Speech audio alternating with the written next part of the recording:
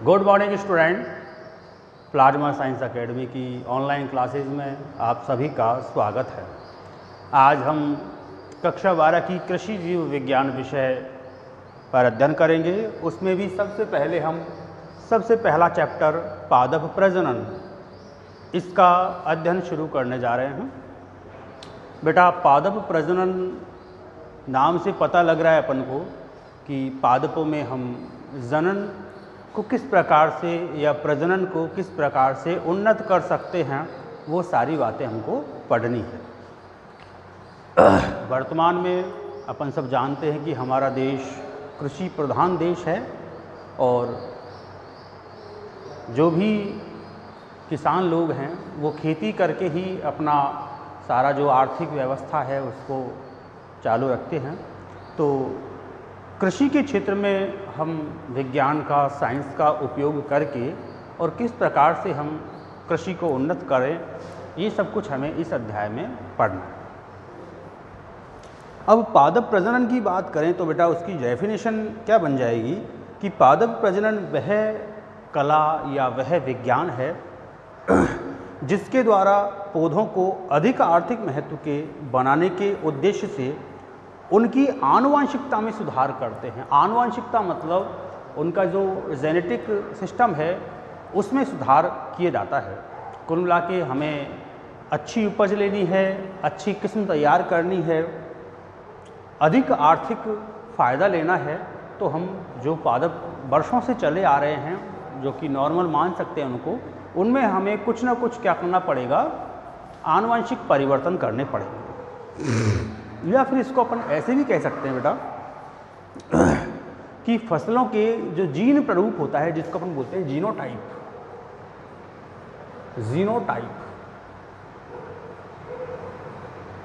Gene प्रारूप या genotype तो इस जीनोटाइप में परिवर्तन करके हम उन फसलों से जब अधिक आर्थिक फ़ायदा प्राप्त करते हैं तो इसी को हम क्या बोलते हैं, पादप प्रजनन कहते हैं।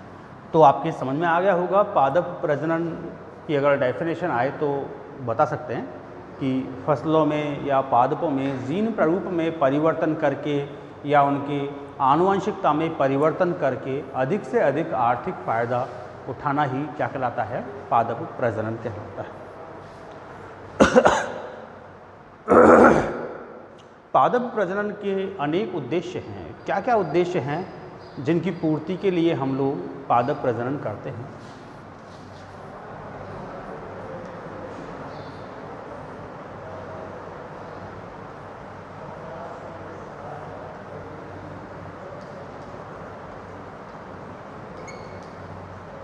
पादप प्रजनन के उद्देश्य, वापस बोल रहा हूँ बेटा, पादप प्रजनन से हमको क्या क्या फ़ायदा मिलना चाहिए। यदि वो सारे फ़ायदे मिल रहे हैं तो यही सब क्या कहलाएगा, पादप प्रजनन के उद्देश्य कहलाएंगे। सबसे पहली बात करें बेटा, अधिक उपज। हमारा जो मेन उद्देश्य होता है वो तो क्या है कि आप अधिक से अधिक क्या प्राप्त कर सकें, उपज प्राप्त कर सकें, अधिक उपज। आप जीनोटाइप में परिवर्तन करके या आनुवंशिकता में परिवर्तन करके जो फसली पौधे हैं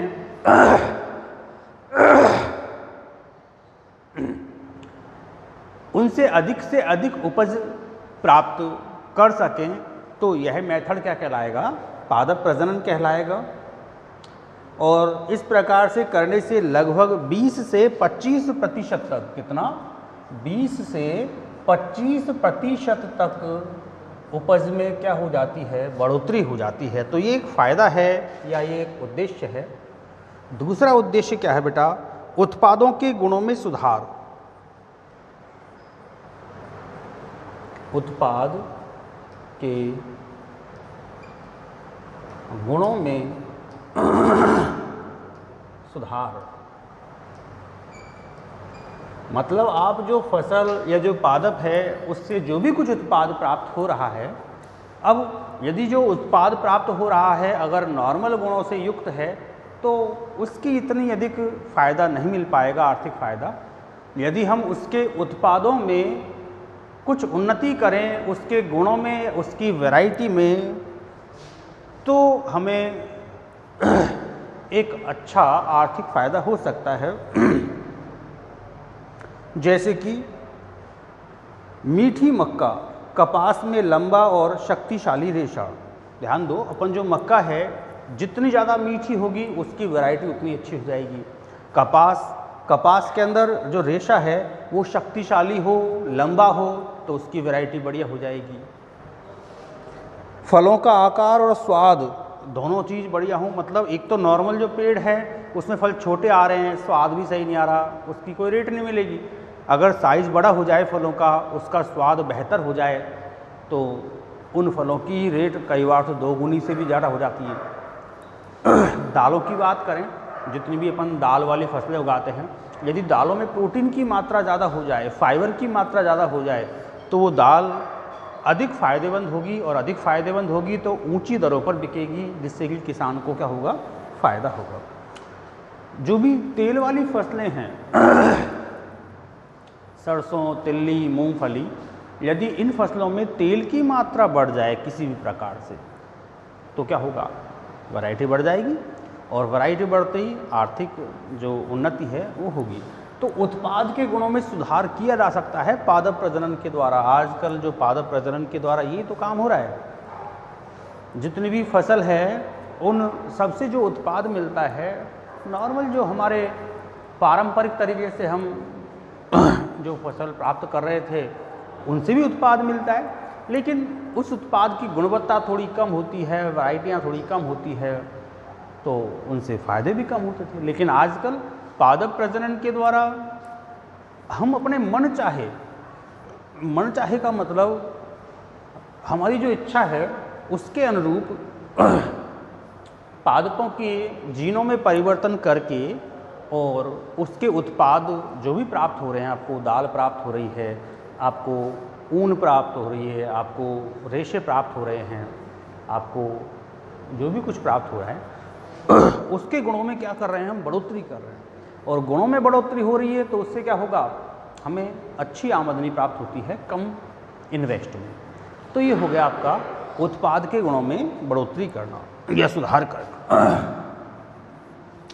तीसरा है बेटा जो उद्देश्य, वो है कीट और रोग प्रतिरोधी किस्मों का विकास।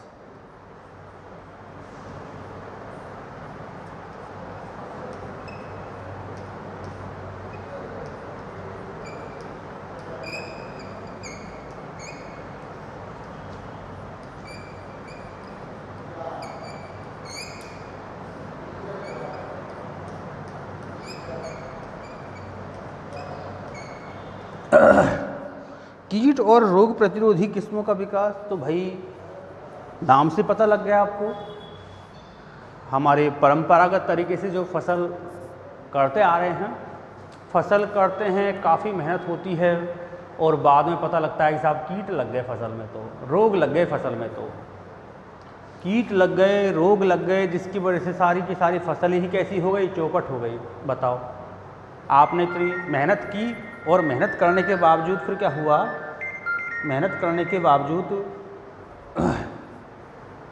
उसमें कीट लग गए या उसमें रोग लग गया, तो सारी फसल बेकार हो जाती है, और सारी फसल जब बेकार हो गई तो कुछ मतलब ही नहीं रहा, सारा पैसा जो आपने लगाया था वो बेकार जा रहा है। तो वर्तमान में पादप प्रजनन के द्वारा हम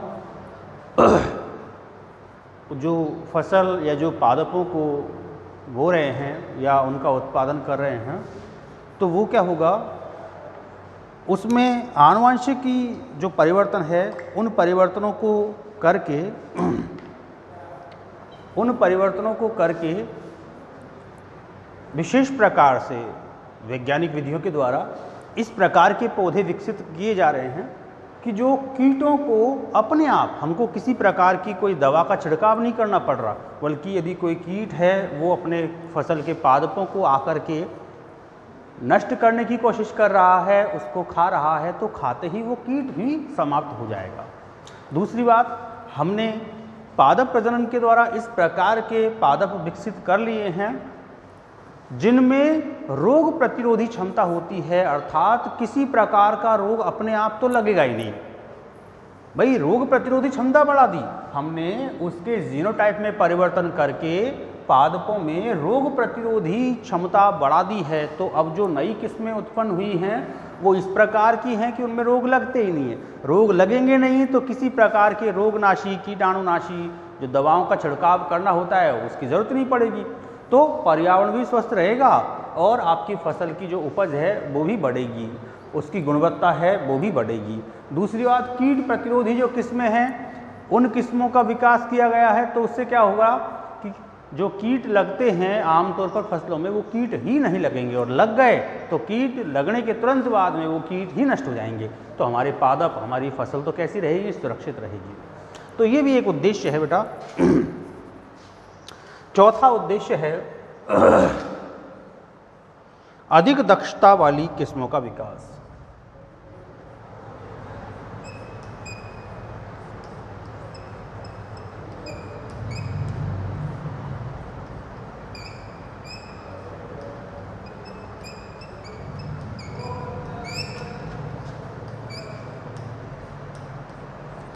अधिक दक्षता वाली किस्मों का विकास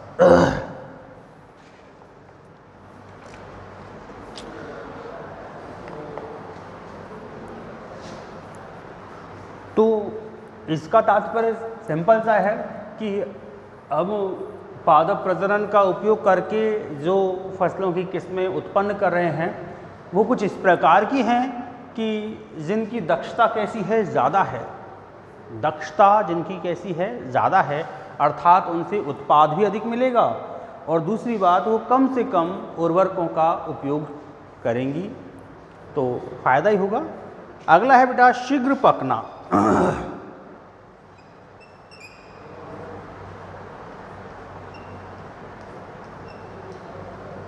शीघ्र पकना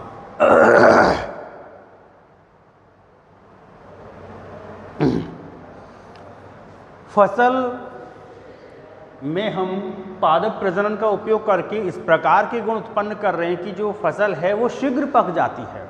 क्यों? क्योंकि कई बार जब अपन फसल चक्र अपनाते हैं तो धान और गेहूं की जो फसल चक्र है उसको अपना रहे हैं मान लो, तो वहाँ पर क्या होगा, कोई फसल तो देरी से पक रही है, कोई फसल जल्दी पक रही है, तो मामला खराब हो जाएगा। तो इसलिए पादप प्रजनन की विधि का उपयोग करके फसलों में एक विशेष गुण उत्पन्न किया जा रहा है कि वो फसल क्या हो, जल्दी पके, जल्दी ही आपको क्या मिले, उत्पाद मिले। पांचवा हो गया, छठा है आपका समकाल पकना।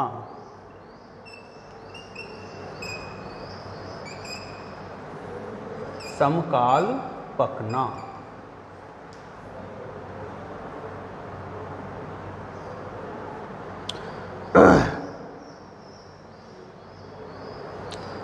अब समकाल पकना, समकाल का मतलब होता है एक समान समय में। कई बार हम क्या होता है साहब, खेत में फसल बो दी, उसमें से कुछ पौधे जल्दी पक रहे हैं, कुछ पौधे देरी से पक रहे हैं, तो बताओ क्या एक साथ पौधों की कटाई कर सकते हैं, क्या फसल प्राप्त कर सकते हैं, क्या नहीं कर सकते।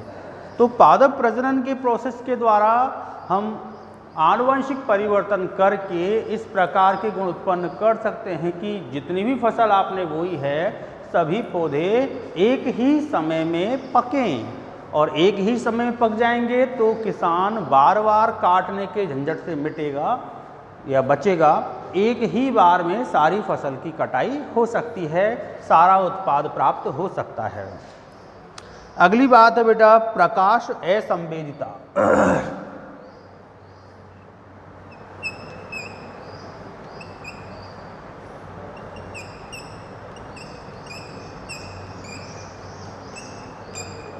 प्रकाश असंवेदिता का मतलब होता है, देखो अपन ने पहले की क्लासों में पढ़ रखा है, कुछ फसल या कुछ पादप ऐसे होते हैं जिनको अधिक प्रकाश की आवश्यकता होती है, कुछ फसल या पादप ऐसे होते हैं जिनको कम प्रकाश की आवश्यकता होती है।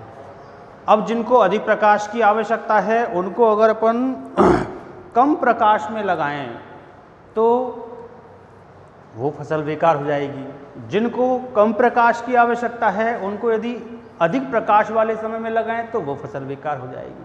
तो पादप प्रजनन के द्वारा, इस प्रकार के मेथड के द्वारा हमारी फसलों में एक विशेष क्षमता उत्पन्न की जा रही है, जिससे क्या होगा, पादपों में प्रकाश के प्रति संवेदिता ही नष्ट हो जाएगी। अर्थात उन्हें आप कम समय में उगाएं या कम प्रकाश में बोएं तब भी बनेगी, अधिक प्रकाश में बोएं तब भी बनेगी। तो इसी को बोलते हैं प्रकाश असंवेदिता। समझ में आया? प्रकाश असंवेदिता का मतलब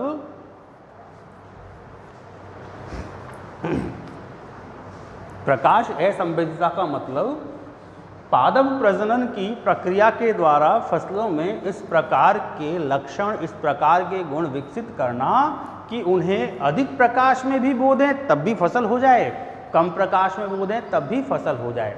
तो इसी को बोलते हैं प्रकाश असंवेदिता उत्पन्न करना।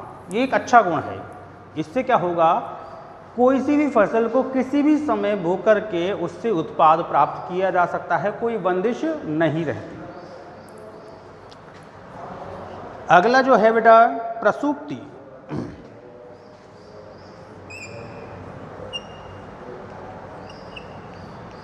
प्रसूक्ति का तात्पर्य होता है कि जो फसल होती है उन फसलों के बीज, कई फसल ऐसी होती है जिनके बीज उत्पन्न होने के बाद उनको अंकुरित होने में टाइम लगता है। क्यों? क्योंकि जो टाइम है वो ज़रूरी है उनके लिए, तो उसी को बोलते हैं प्रसूक्ति। लेकिन अब कई फसल आप जैसे खेतों में देखते हैं, बाजरा खड़ा हो गया, बाजरे की बाली में जो है बाजरे के दाने आ चुके हैं और उसी समय बरसात आ गई साहब, तो क्या होगा, बाली के अंदर बाजरा अपने आप अंकुरित हो जाएगा। यानी कि वहाँ पर प्रसूक्ति बिल्कुल नहीं है, प्रसूक्ति अवस्था बिल्कुल नहीं है, तो वो एक मामला खराब हो सकता है। तो इसीलिए हम चाहते हैं कि फसलों के बीजों में चाहे थोड़ी बहुत ही हो लेकिन प्रसूक्ति हो। और इस प्रसूक्ति को किसके द्वारा बढ़ाया जा रहा है, पादप प्रजनन की प्रक्रिया के द्वारा, ताकि फसल जब खेत में खड़ी हो उस समय वो अंकुरित ना हो पाए। क्योंकि अगर अंकुरित हो गई तो किसान को जो फ़ायदा मिलना चाहिए, जो उत्पाद मिलना चाहिए, वो उत्पाद नहीं मिलेगा। अगला है नई ऋतुओं के लिए किस्में।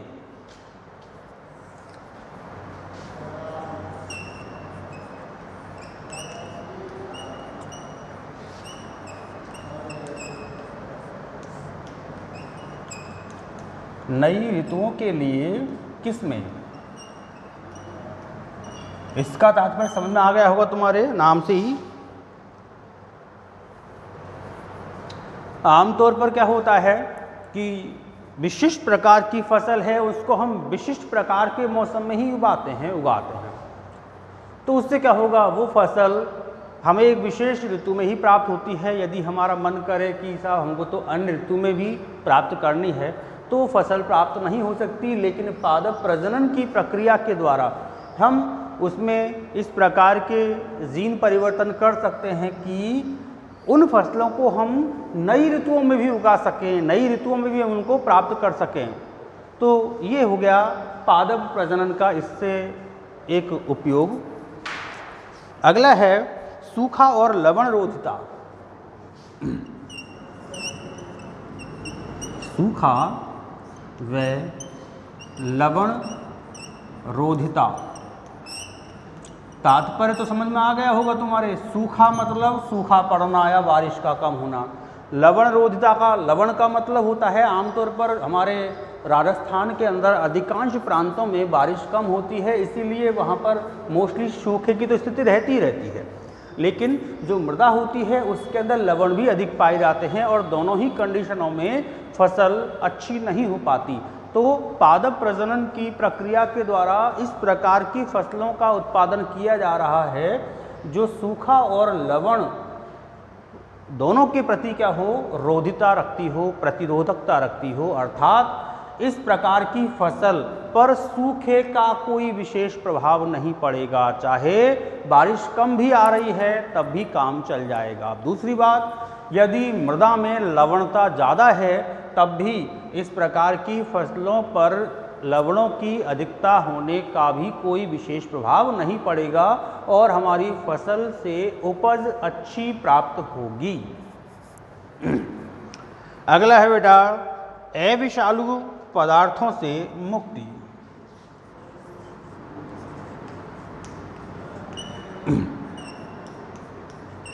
अविषालु पदार्थों से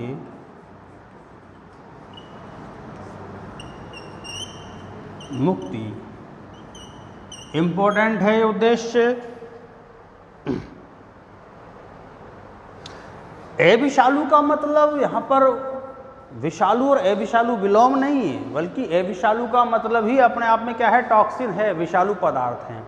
कई फसल ऐसी होती हैं जिनकी उपज से हमको जो पदार्थ मिल रहा है उस पदार्थ में कुछ टॉक्सिन्स मिलते हैं और वो टॉक्सिन्स हमारे लिए क्या होते हैं, हानिकारक। तो पादप प्रजनन की प्रोसेस के द्वारा हम फसलों को इस प्रकार से परिवर्तित कर देते हैं कि उन फसलों में से अपने आप ही क्या हो जाए, जो बनने वाला टॉक्सिन है वो खत्म हो जाए, यानी कि जो फसल है उस टॉक्सिन से मुक्त प्राप्त होती है। जिस प्रकार से सरसों का तेल होता है उसमें इरूसिक अम्ल, कौन सा, इरूसिक अम्ल, ये एक टॉक्सिन मिलता है, इरूसिक अम्ल, जो कि मानव के स्वास्थ्य के लिए क्या होता है, हानिकारक। तो पादप प्रजनन के द्वारा सरसों की इस प्रकार की फसल उत्पन्न की गई है जिससे प्राप्त होने वाले सरसों के तेल में इरूसिक अम्ल मिलता ही नहीं, तो वो टेंशन ही खत्म हो गई। तो ये सारे क्या थे, पादप प्रजनन के अलग अलग उद्देश्य थे जिनकी पूर्ति पादप प्रजनन के मेथड के द्वारा की जाती है। समझ में आया तुम्हारे? तो ये सारे उद्देश्य हैं, इम्पोर्टेंट है ये।